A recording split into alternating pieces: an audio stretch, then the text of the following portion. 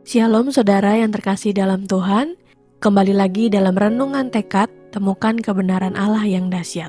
Mari saudara-saudara yang diberkati Tuhan, kita bersatu di dalam doa.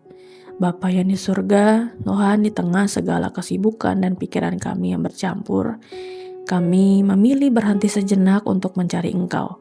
Kami mau menyerahkan waktu ini sepenuhnya ke dalam tangan-Mu.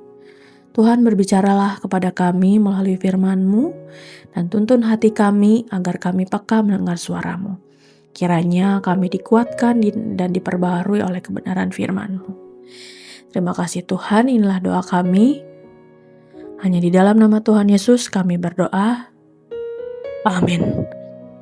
Renungan pada pagi hari ini terambil di dalam Wahyu 1 ayat yang ke-17 hingga ayat yang ke-18. Demikian bunyi firman Tuhan. Ketika aku melihat dia, tersungkurlah aku di depan kakinya, sama seperti orang yang mati. Tetapi ia meletakkan tangan kanannya di atasku, lalu berkata, "Jangan takut. Aku yang adalah awal dan yang akhir dan yang hidup. Aku telah mati, namun lihatlah, aku hidup sampai selama-lamanya dan aku memegang segala kunci maut dan kerajaan maut." Saudara-saudara yang dikasihi Tuhan, beberapa tahun terakhir, dunia sering digoncangkan oleh berita besar. Pandemi, perang, krisis ekonomi, dan runtuhnya figur-figur yang dulu dianggap kuat. Banyak orang bertanya, siapa sebenarnya yang masih memegang kendali? Ketika fondasi yang kelihatannya kokoh ternyata rapuh, manusia kembali dihadapkan pada ketakutan yang paling dasar, yaitu ketidakpastian akan masa depan. Dalam situasi seperti itulah kitab Wahyu dibuka. Wahyu 1 bukan dimulai dengan teka-teki masa depan, tetapi dengan penyingkapan pribadi yang berdaulat atas sejarah. Yohanes menegaskan, "Lihatlah, ia datang dengan awan-awan. Aku adalah Alfa dan Omega, firman Tuhan Allah." Terdapat di ayat 7 dan ayat yang ke-8. Sejarah tidak berjalan liar tanpa arah. Ia bergerak menuju perjumpaan dengan Kristus yang hidup. Ketika Yohanes melihat Yesus, reaksinya bukan kagum romantis, melainkan takut yang kudus. Ia tersungkur seperti orang mati di ayat yang ke-17. Namun Alkitab memberitahukan kepada kita bahwa Kristus yang mulia itu menyentuh dan berkata, "Jangan takut." Mengapa? Karena dia telah mati dan hidup sampai selama-lamanya, serta memegang kunci maut. Inilah inti Injil yang sejati, yaitu penghiburan sejati bukan berasal dari perubahan keadaan, tetapi dari karya nyata dan final dari Kristus, kematian dan kebangkitannya yang menjamin kedaulatannya. Yesus dalam Wahyu bukan korban sejarah, melainkan Tuhan atas sejarah. Salib tidak mengakhiri kuasanya, justru melalui salib ia menang.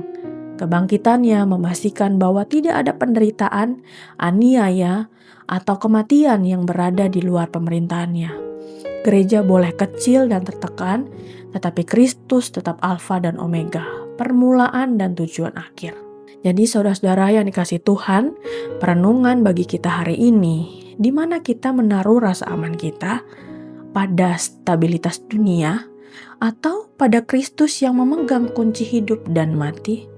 Hari ini hiduplah dengan iman yang teguh, berani setia, tekun dalam ketaatan, dan tidak gentar bersaksi, karena masa depan bukan milik kekacauan, melainkan milik Kristus yang hidup dan berdaulat. Mari saudara-saudara kita tutup di dalam doa. Tuhan Yesus, hari ini kami bersyukur karena Engkau adalah Alfa dan Omega, yang awal dan akhir, Tuhan atas seluruh sejarah hidup kami. Tuhan, kami berterima kasih karena firman-Mu mengingatkan kami bahwa di tengah dunia yang penuh ketidakpastian, Engkaulah yang memegang kendali atas hidup dan masa depan kami. Tuhan, mohon ajari kami untuk tidak dikuasai oleh ketakutan, melainkan bersandar penuh kepada kedaulatan-Mu. Teguhkan iman kami agar kami berani hidup setia dan taat, sekalipun keadaan tidak selalu mudah. Mampukan kami Tuhan juga untuk menaruh rasa aman kami hanya kepadamu, Kristus yang hidup dan berkuasa atas maut dan kehidupan. Pakailah hidup kami untuk menjadi saksi bagi kemuliaan nama-Mu. Dalam nama Tuhan Yesus kami berdoa. Amin. Saudara yang terkasih, jika saudara memiliki pokok-pokok doa yang dapat dibagikan kepada kami untuk kami doakan, saudara-saudara bisa mengisi pada link deskripsi dari tayangan ini atau men-scan barcode yang ada di tayangan ini. Kami akan mendukung di dalam doa untuk setiap pokok-pokok doa yang ada. Dan jika saudara-saudara diberkati melalui kebenaran firman Tuhan hari ini, silahkan bisa dibagikan tayangan ini kepada siapapun yang saudara rindu untuk mendengarkannya. Selamat melakukan firman Tuhan yang dahsyat. Tuhan Yesus memberkati.